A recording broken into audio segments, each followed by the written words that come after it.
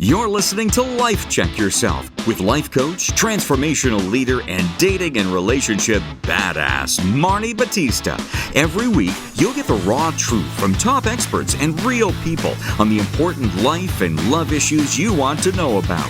So, if you're ready to life check yourself in your relationships, your career, and the areas of your life that matter most to you, and you're not afraid to be called out on your, stuff, then you're ready for what's next. Check yourself with Gillian Pothier. If you are stuck trying to get your man to take the lead. Ladies, welcome. Oh my gosh, have you been on the romantic roller coaster? Who hasn't? That's why I have Gillian Pothier here. She probably was in the front car of that romantic roller coaster in her young adult years. Her relationships with men were characterized by volatility, check. Emotional drama, check. And of course, always the eventual heartbreak.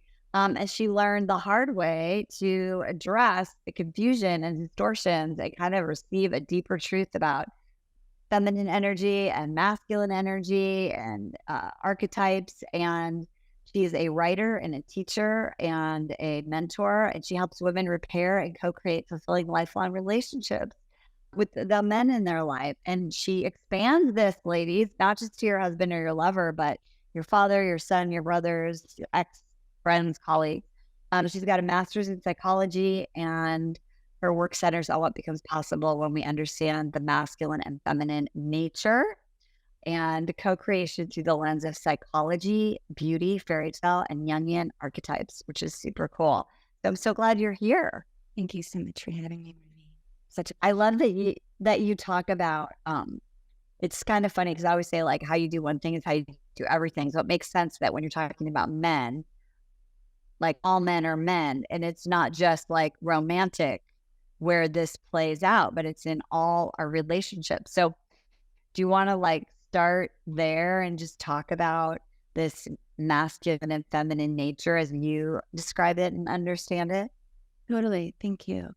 Yeah. So I think, what I may do is kind of merge those two questions, because I think for so many women, the template that they received from their father, and of course their mother too, but if we're talking about a path of repair with men and masculine in our lives, we have to look to like the OG. And that for all of us is right. That developed that, kind of initial template of man, of the masculine, is father. So I see so many women who are trying to kind of create better relationships with husbands, lovers, whoever this may be. And if we don't go to like the source code, which is again, dad, then I feel like over and over again, unconsciously, we project those wounds. I call it the daddy bill, over and over again onto the men that we're trying consciously to create like really beautiful, fulfilling relationships with. So that's kind of why it's not just repairing relationships with husband or lover or desired husband or lover, but like we have to bring it all the way back to the truth of what lives inside of your own system. Like, what is that imprint? And begin there and kind of rebuilding foundationally so that we can arrive at an organic respect and veneration and honoring and exaltation of the benevolent man and masculine kind of nature that feels so good to like our physiology as women. So just kind of speaking into that for a moment. Yeah, because I just feel like that's so quintessentially important to the journey of women really landing and being able to co-create just like eros-drenched, relationships that are healthy and life-affirming and so fulfilling. So, oh my God, I love that. I could just watch you. You guys should watch us on YouTube if you're listening. Jillian's like mesmerizing. Oh, I love it. I'd like to know more. Okay, so here's the thing. I love this, and I remember when I was first doing this work, like I decided in my 20s, like in my parental situation, I was like, well, mom was the annoying one, but dad was amazing, right? Like I sort of like I compartmentalized and I decided one is hero and one is villain, right? And then when I started doing work on myself and, someone was like, let's talk about your dad. I was like, no, my dad is perfect. Like, you're mean. Don't talk shit about my dad. And so for those people, because I think and some listeners are like, no, my dad was an alcoholic or an abuser or whatever. I mean, like, it's like very more in front, right? So for those of you though that are listening, I really think it's important, like, because we're not trying to vilify like the OG, right? We're just trying to like understand and choose rather than just be like given. So can you talk about like that journey of like how you help clients and how our listeners can think about these OG relationships, not to vilify or hurt, but to actually probably ultimately have better like love more, Yeah, super beautiful. whether they're alive or not.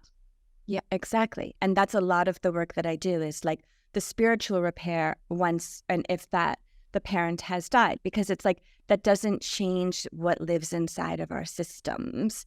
And it's like essentially we grow up around these unconscious kind of templates or imprints that live inside of our body.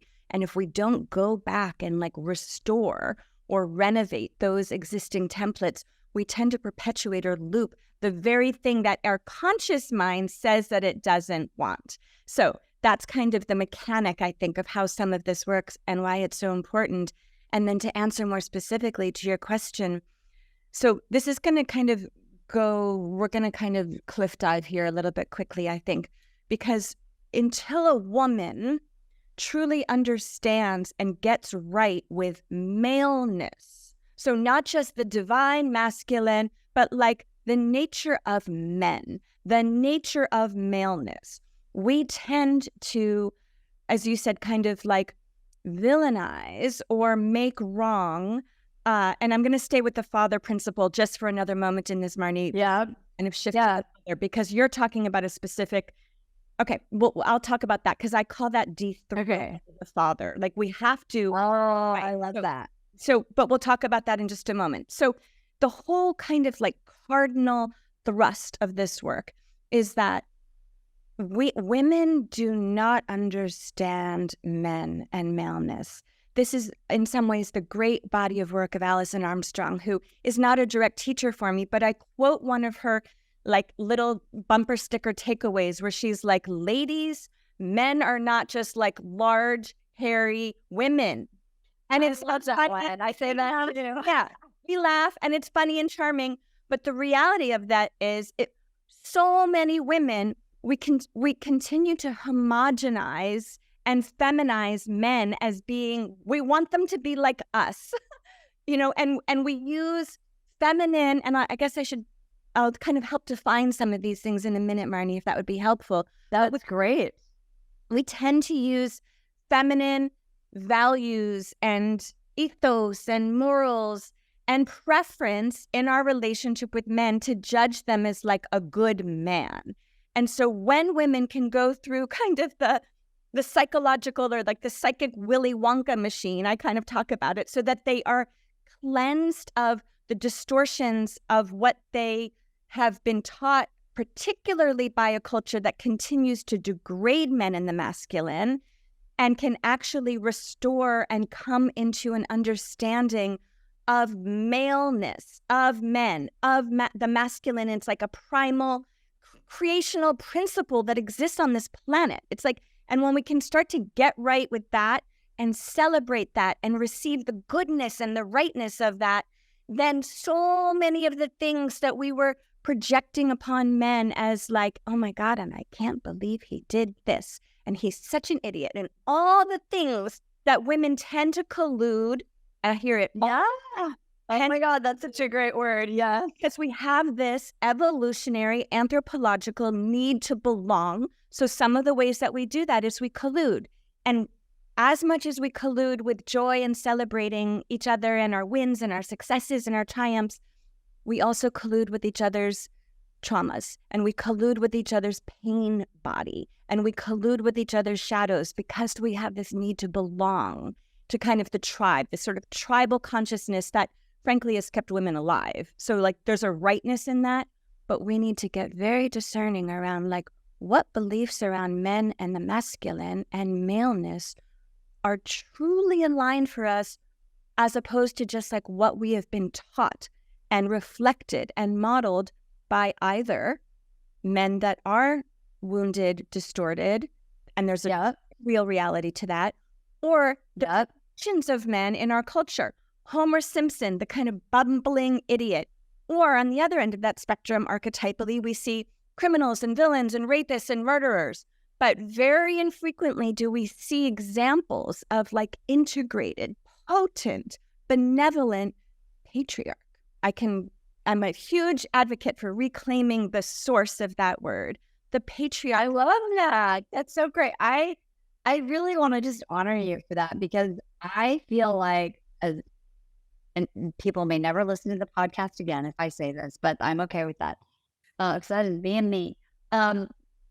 Like, I feel like that in our culture, there's a little man-hating going on. You know, there's a little like the patriarchy, and like, and I never resonated with it. And I remember sort of like sitting in rooms with women talking about it and feeling like, is there something wrong with me that I'm not like mad? Is it just because I haven't been like deeply wrong? Like I don't anyway, and I don't think there's right or wrong.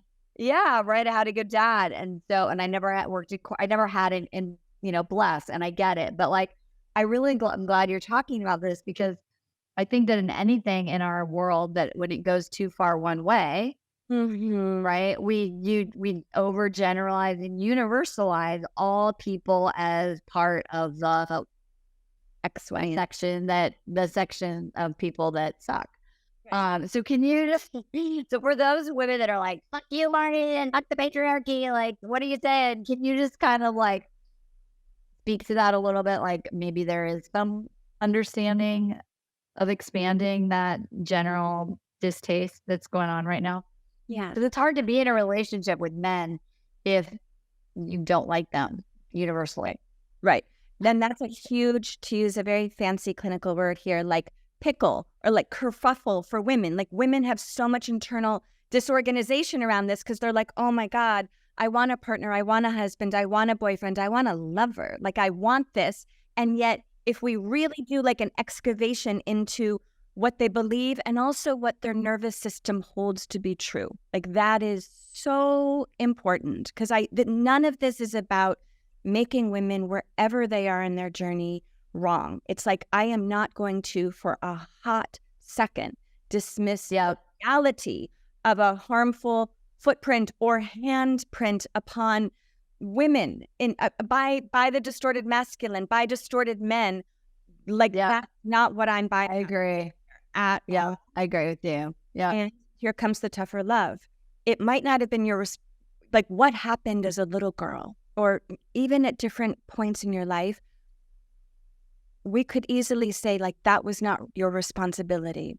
But the thing is, ladies, as soon as it lives in your system, your nervous system, your constellation of beliefs, it is your responsibility. And instead of, and I understand this, it's tender, like it's a little bit of a tightrope here. Like it's not about blaming women or saying like, well, you have more work to do. But in order for you to have the experience of your heart's desire, this is a invitation by life, the divine, for you to kind of enter into a little bit of a heroine's journey to clear that, to rise it up into consciousness so that you can be in choice and you can actually create, as the powerful feminine creator that you are, the sorts of experiences that part of you and probably a deep part of you, a deep part of your heart truly desires. So that's important to name. And then to unpack this further. So women who have this like vitriol or frustration or pain around men and the patriarchy. I always look at this word, the patriarch, patria. We have developed a capitalistic socio-political word called the patriarchy, but patria means family. Patria, and so it's like it means it later it evolves to like father, head of the family. We would be nowhere. We would not be alive if there were not powerful, potent, benevolent patriarchs in our family. Our ancestry would not have existed. So that's something that we have to begin to separate, is the malignant capitalistic distortion that we have now called the patriarchy, which I think is yet another way, and I actually understand the entire lineage etymologically, sociologically about the use case of this word. But just the fact that we are fusing these two words together, patriarch and patriarchy, patria and patriarchy, is exactly one of the things that I'm illuminating. Like, we have to unwind this. I will not use this word patriarchy because it will feed a narrative unconsciously of like the wrongness of the patriarch, the wrongness of the head of the family. Whereas none of us would be here if, by fact of being here, we know in our bloodline there have been powerful, benevolent patriarchs, because we wouldn't have survived. So that those two words and terms must be decoupled in order to serve our own remembrance and our own liberation as women. Like in this, right? Because it's having that expanded consciousness and awareness, right, of the fact that you're being part of a narrative, right? And I'm all about, like, for each and every person who's listening, like, what is it that you choose to take forward from that bloodline? And what do you choose to leave behind in that bloodline, right? That is our responsibility. I remember when my dad died, it was like in that moment, I was like, okay, well, I'm the matriarch, right? Like, my parents both passed away. And I remember having this thing of like, 'cause I have 3 kids, 3 daughters. And I was like, this is literally a choice. I have to be as conscious about this choice as I can about what I take and what I want to pass on and what I want to leave behind, right, in the past generation. Because one of my meditations says about our ancestors who like walked before us so that we could have a different set of lessons to learn than the lessons that they learned, right? And for bad or good, right? They did, right? We're all here, right? Like you said, we all got here. And so I think that I love what you're saying, because you're really just saying, like, the true consciousness is freedom, and freedom is choice. Then what you have just said is very, and I would say most people don't understand the how do you say that? Etymology of the word. Thank you. And I'm all, you fucking know me, people. I'm all about words. Words are very important and reflective of unconsciousness. So if that is your choice, like having this awareness and understanding of what you said, like the generalized nature, the way we've like made this like a 4th grade level reading word, right? Like, what does it really mean is our responsibility and our choice. So I just want to highlight that, because I'm all Team Gillian on this beautiful thing that you're saying.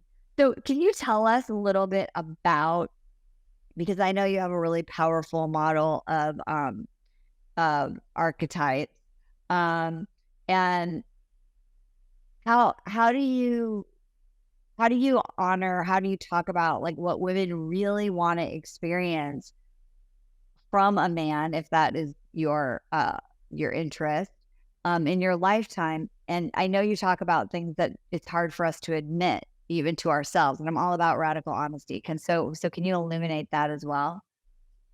Okay, so wait, so will you say that just like? Yeah. So what women really, I know that women really want to experience certain things with men in their lifetime, but they're not admitting it, right? Even got it. Yeah. Okay. This is another one. We're going to go like 0 to 60 here. So one of my kind of deep teaching principles is that women have to bear the truth of what they want. And let me tell you, as someone who has walked this very deeply, it is not good news to my ego. It is not good news to like all my professional accomplishments and all the, none of that. Like I had to deep into this, I call it like my creatura, like this archetypal word of like this primal part of me that was like, wow, I want to live inside of a dome of provision and a dome of protection of my man. I want to trust him, learn to trust him with discernment, with sovereignty on fleek, his leadership, his sight, his genius, his mastery. Why would I be with a man who his organic and evolving, because this is not to make men perfect at all, his evolving of like sight and leadership doesn't feel good to me. But in order for that to feel good to me, and in order for me to get out of my executive functioning, critical thinking mind that's judging him and, and particularly overlaying like feminine virtue or feminine values on some of the things he does in his life where I'm like, oh my gosh, it's like I am very out of preference sometimes. I am very out of range. But that is actually part of the gift of the masculine, is to be so complementary to our nature. Like I always say that like a woman cannot truly be in the fullness of her feminine, in the fullness and the greatness of her woman. And this one's going to touch a live wire until she's really experienced love with a great man. And that could be her father, but like to have that complementary function of like a powerful, benevolent man initiates women so much beyond any other experience in life, motherhood. There's certainly other apex experiences, right? But this is one of them. This is one of them. And so for me, it's really understanding that because I feel like so many women, they're like, oh, lapdog by day, who does what I tell him, who I can mother, caretake, who I can secretly, covertly control so that I can experience feeling an illusion of safety. And then we want to be ravished by night. And I'm like, no, ladies, actually, that's not how it works. You don't get this controllable lapdog that you can mother secretly, control covertly, and then have this like potent man who can take you into the depths of your pleasure and your orgasm by night. That is a powerful and disrespectful projection that actually fractures men. So all of this needs to be reorganized so that we come into a state of profound respect, profound understanding of him, the masculine, in his rightful expression of the truth of his nature, which is very different than the truth of our nature and can be very activating. And that's right. Yes. Right. Yeah. That's amazing. Okay. So talk to us about, like, let's be in the reality. So what is the divine nature of men? Like, what did people not teach us about men and maleness that we just need to be real with? Okay. So I would say that the two primary functions of men, I'm not even going to, and the divine masculine, because it's always coherent. It's not different from, is as I to create a to protect and provide for the feminine. Now, women hear that and they're like, oh, I want his financial provision. I want to not have to work. I want to, whatever those experiences may be. So as soon as I talk about provision, I need to explain his provision is multidimensional. His leadership, once you can really de-armor some of the ways that we've had to kind of harden or, get all badass or whatever our experience of that is. Right. Yeah. Yeah. In order to survive. So I totally understand that. So once, if it's part of our journey that we de-armor and decondition some of that and can really be like in that feminine essence, my partner, like his leadership for me, his sight for me, his guidance of me is such a massive part of his provision. Massive. It doesn't exclude his financial provision, but women have to be able to see the totality of a man, the gifts that he brings, his strength, his genius. Men are energetic geniuses, his mastery, his leadership, and yes, the fullness of who he is as a man, including some of his whopping mistakes evolutionarily that he has made along his own path, and to recognize his penetration, energetically or actually, that's part of the gift of a man. Like to really receive him in all ways. The feminine is built to receive. We are not anatomically, evolutionary built to penetrate. There's a reality to this. None of this is black and white. None of this is he does this, I do this, she does this. There's a organic exchange that exists day to day in, in domestic reality.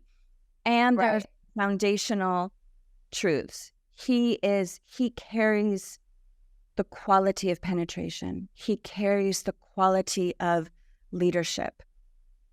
I will always say, and this might be offensive to your ladies, but like the feminine doesn't lead. Her frequency goes first, but the feminine doesn't lead. And it does not mean that women cannot be powerful, potent, gorgeous leaders. I think we need more of this in the world. And that comes from the masculine aspect within us. That's right. I love that.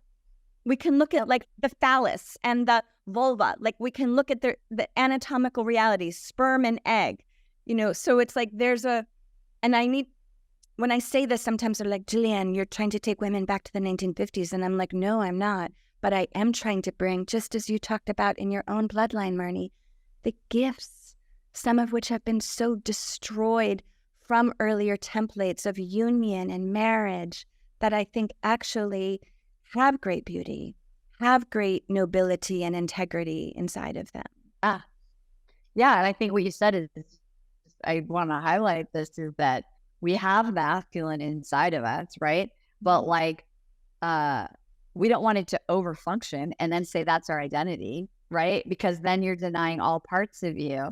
And so it's like, yeah, we got that part of us.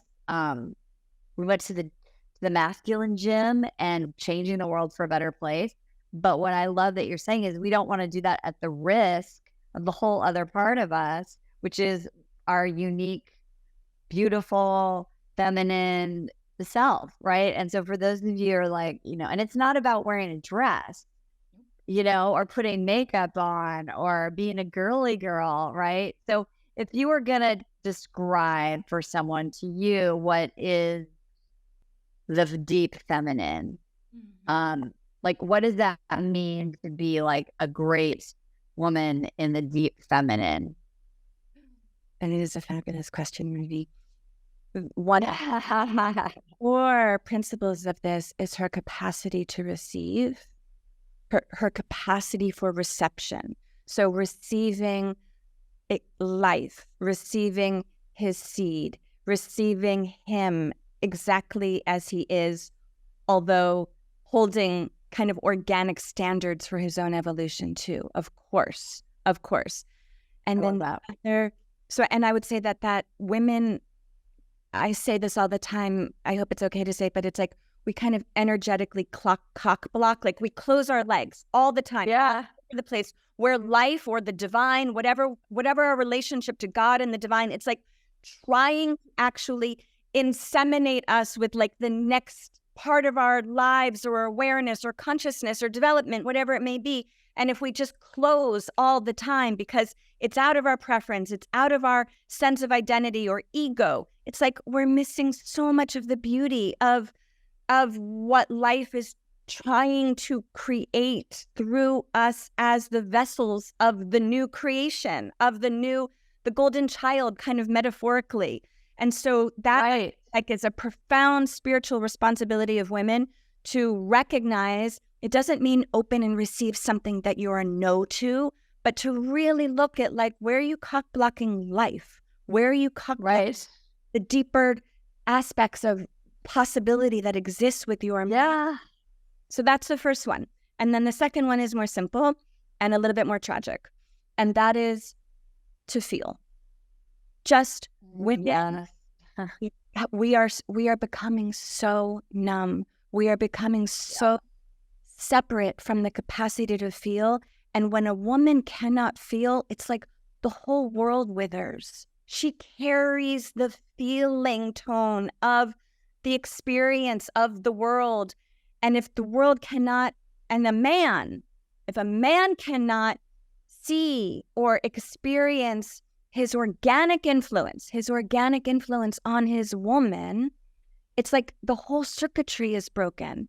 So if we can't feel, and I see this chronically, epidemically, and if we can't slow down, well, what's true, it's like the circuitry of life is injured.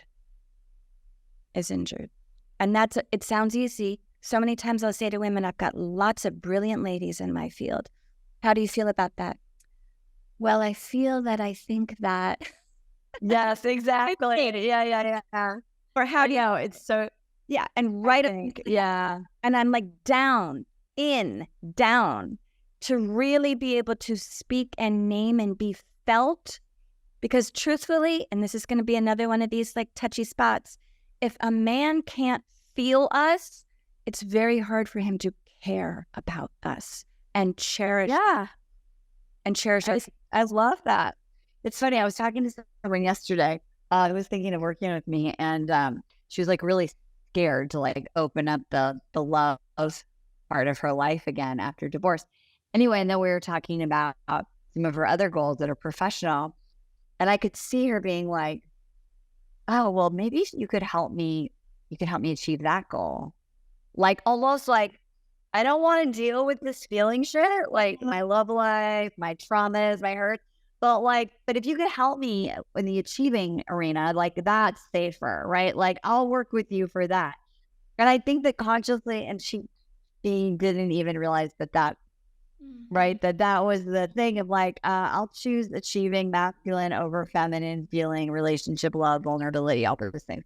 And I think that as women, we're doing that all the time, right? And we just say, oh, it's not a good time for you right now, or I'll do that later, online dating sucks, or whatever it is, whatever that thing is.